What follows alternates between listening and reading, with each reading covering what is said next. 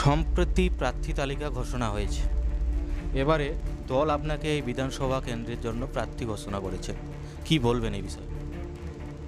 প্রথমেই আমি কৃতজ্ঞতা জানাই জাতীয় কংগ্রেসের নেতৃত্বকে এবং দীর্ঘদিন রাজনীতি করার সুবাদে মানুষের ভালোবাসা এবং হরিরামপুর ব্লকে বংশারী ব্লকের মানুষের আশীর্বাদে যে রাজনীতিটা করছিলাম তার সার্থকতা আজ হয়েছে বলে নিজেকে মনে হচ্ছে।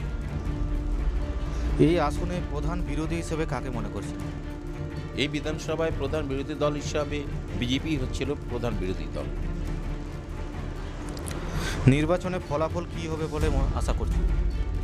এখানে হরিরামপুর বিধানসভাতে আমরা জিতব, ব্যাপক ভোটে জিতব এবং আমাদের কন্টেস্টটা বিজেপির সাথেই হবে। নির্বাচনে প্রচারে সাধারণ মানুষের কাছে কি বার্তা নিয়ে যাচ্ছেন? মানুষকে তো নতুন করে কিছু বলার নেই। 2003 সাল থেকে 2026 সাল পর্যন্ত আমরা পরীক্ষিত, মানুষের সঙ্গে আছি, মানুষের সঙ্গে থাকব। ভাওতা প্রতিশ্রুতি কিছু নেই, শুধু সময় বলে দিবে আমরা কি করতে পারি আর কি করতে পারি না। তাই মানুষের দরজায় গিয়ে আমাদের প্রতিশ্রুতি দিতে হয় না, মানুষ জানে আমরা কি করব, আমরা মানুষের সাথে দেখা করতে যাচ্ছি। রাজ্য সরকার যেখানে এত উন্নয়ন কাজ করছে বা কেন্দ্রে বিজেপি সরকার রয়েছে, সেখানে আপনাকে মানুষ কেন ভোট দেবে? মানুষ এই কারণে ভোট দিবে যে সুখে দুঃখে বিপদে যে মানুষগুলোকে পাওয়া যায় সেটা হচ্ছে জাতীয় কংগ্রেসের কর্মীরা। আজকে উন্নয়ন হবেই, রাস্তাঘাট হবে, বিদ্যুৎ হবে, ভাতা হবে, এ তো চলতেই থাকবে। যে সরকার আছে সে সরকার করবেই।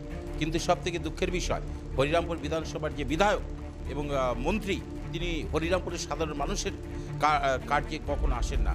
তিনি হরিরামপুরের ঠিকাদার, হরিরামপুরের মাফিয়া, হরিরামপুরের দুর্নীতিগ্রস্ত মানুষের জন্য কাজ করেন। তাই হরিরামপুর ব্লকের মানুষ তাকে বিসর্জন দিয়ে জাতীয় কংগ্রেসকে তারা প্রতিষ্ঠিত করবে। এবং এটাও ঠিক, আপনারা হয়তো জানেন, আবার অনেকে জানেন না, যে কংগ্রেসের দৌলতেই আমাদের হচ্ছে মাননীয় মন্ত্রী সাহেব এখানে জিতেছিলেন, কংগ্রেসের দয়াতে। কারণ তখন তৃণমূলের একটা চুটিও ছিল না। আজকে তৃণমূল আমরাই হয়েছিলাম, আমরা আমাদের নেতৃত্বেই, কংগ্রেসের এই ঘরের নেতৃত্বেই তৃণমূল কংগ্রেসটা এখানে প্রতিষ্ঠিত হয়েছিল। আজ আমরা বেরিয়ে এসেছি, তাই এখানে তৃণমূলের কোনো অস্তিত্ব আছে বলে আমার মনে হয় না। জাতীয় কংগ্রেস যে রাজনৈতিক দল, সে দল আপনাকে এই হরিরামপুর বিধানসভায় প্রার্থী করেছে, তো কি মনে হচ্ছে আগামীতে? আমরা তো জাতীয় কংগ্রেস আমাদেরকে প্রার্থী করেছে, আমাদের মনে হচ্ছে আমরা এই বিধানসভা জিতব এবং আমরা কৃতজ্ঞ জাতীয় কংগ্রেসের কাছে যে আমাদেরকে এত বড় সম্মান প্রদান করার জন্য। প্রচার কি শুরু করে দিয়েছেন? আমাদের প্রচার চলছে, দীর্ঘদিন হলো চলছে। আমাদের এক দফা প্রচার শেষ হয়ে গেছে, দেওয়াল লেখন চলছে, এখন আমাদের হচ্ছিল বাড়ি বাড়ি ক্যাম্পেনিং শুরু হবে। ঠিক আছে, ধন্যবাদ।